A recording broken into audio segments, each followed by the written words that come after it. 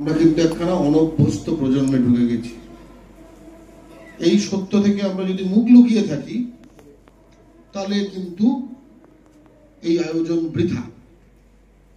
তার মানে এই উত্তরাধিকারগুলি আমরা দিতে পারছি কিনা আজকের কিশোরের মধ্যে, এবং উত্তরাধিকারগুলি কিশোরদের যে দিতে যদি না পারা অবস্থায় বিবর্ত হয়ে থাকে, সেটার দোষ যে কিশোরদের নয়, এটাও বোঝা দরকার, তাই না? মানে আমরা যখন যারা যারা কিছুটা এগুলোর সঙ্গে পরিচিত, আমরা বিশাল কিছু একখানে এটা গ্রহণ করার জন্য তৈরি ছিলাম, তাই জন্য পেয়েছি তা না। সেটা আকাশে বাতাসে ছিল কিছুটা, তাই জন্য।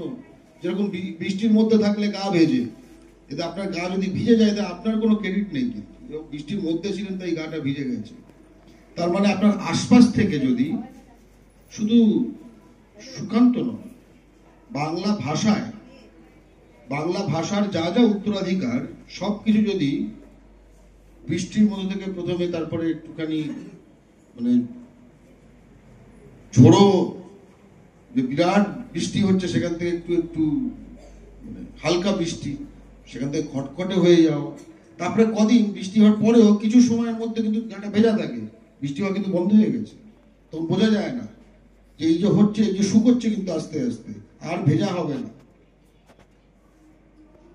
এই প্রক্রিয়াটিকে উল্টো পথে হাঁটানোর জন্যই আমাদের লড়াই, এবং উল্টো পথে হাঁটানোর জন্য আমরা কিন্তু স্পষ্টত এই বাংলার আবহাওয়াকে বাংলাময় করে তুলতে চাই, এবং বাংলার আবহাওয়াকে বাংলাময় করে তুলতে বাংলাকে তো বাঙালিময় হতে হবে, তাই না? এটা ছাড়া তো বাংলার আবহাওয়া বাংলাময় হবে না, ঠিক আছে? এই যেখানে আমরা রয়েছি, এর আশপাশ যা হয়ে যাচ্ছে, আপনি মনে করেন সুকান্ত খুব বেশি গুরুত্ব আছে, এখান থেকে মোটামুটি 5 মিনিট হেঁটে যান, সুকান্ত ছাড়ুন, রবীন্দ্রনাথ ঠাকুর নেই তো।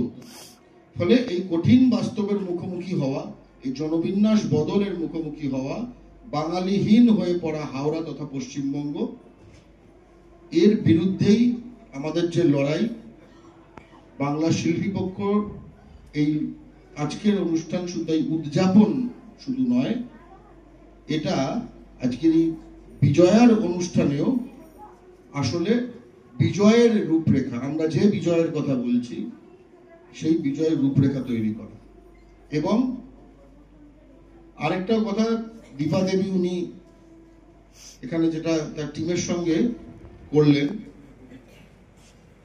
চিন্তা হয় কোথায় যে অভিব্যক্তি ওনার, ঠিক আছে, এই অভিব্যক্তি অনেকের চেনা, ওই চিনতে চিনতে অচেনা হয়ে যাবে। এই প্যাটার্নগুলি কিন্তু ধরতে হবে, ঠিক আছে? আমি আপনি কেউ চিরকাল থাকবো না, কিন্তু যে অভিব্যক্তিতে দীপা দেবী নাচলেন, একটা টিম আছে, সেটা দেখে আমার খুব ভালো লাগলো, রুমজুম একাডেমি, বা দেবাশিস বোস যে অভিব্যক্তিতে কবিতা বললো, এই অভিব্যক্তিগুলো, এই মোচড়গুলো, এই কোনখানে কি এর যে একখানা ব্যাকরণ আছে, এই ব্যাকরণগুলো খুব গুরুত্বপূর্ণ আমাদের জন্য। এই ব্যাকরণগুলোর মধ্যেই আসলে একটা বাঙালি যাপনের বিষয় রয়েছে, ঠিক আছে? এগুলো যেন ভুলে না যাই। আবার সমসাময়িক যে জিনিসগুলি, এই সময় কিশোর তো কিছু একটা করছে, তাই না? তাকেও আপন করে নেওয়া।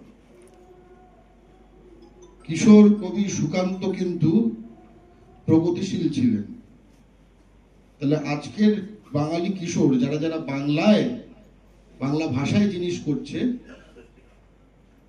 তার প্রতি কিন্তু আমাদের মনোভাব, সকলের মনোভাব প্রগতিশীল হতে হবে, রক্ষণশীল নয়। এইটাই বলার ছিল। সকলকে অনেক অনেক শুভেচ্ছা। জয় বাংলা।